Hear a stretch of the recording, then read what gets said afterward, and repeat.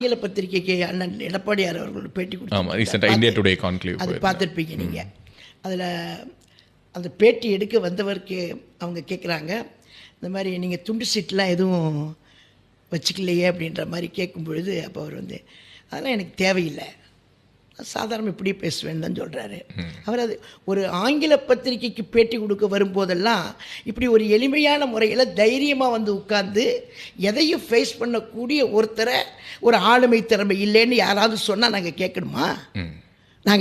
கேட்க முடியாது. ஏன்னா இவ்வளோ ஒரு யாருமே ஒரு ஆங்கில பத்திரிகைக்கு பேட்டி கொடுக்கணுன்னா அது கிட்டத்தட்ட இந்தியா பூரா உலகம் பூராவும் போகக்கூடிய ஒரு நிலையில் இருக்கக்கூடிய ஆங்கில பத்திரிகைகள்.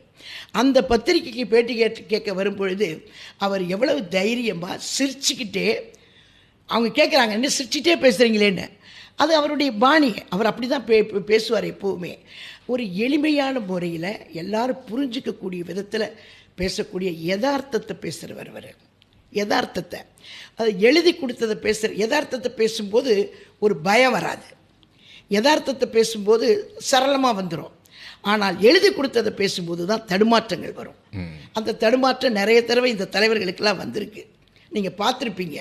இந்த எழுதி வச்சு படிக்கும்போது எத்தனை தடவை தடுமாற்றங்கள் வருஷத்தில் கூட வந்திருக்கு. வருஷத்துக்கு கூட தப்பாக சொல்லக்கூடிய தடுமாற்றங்கள்லாம் வந்திருக்கு. அதனால் தயவுசெய்து அவங்கெல்லாம் இப்போ முதலமைச்சராக இருக்கிறாரு, ஒரு கட்சியினுடைய தலைவராக இருக்கிறாரு.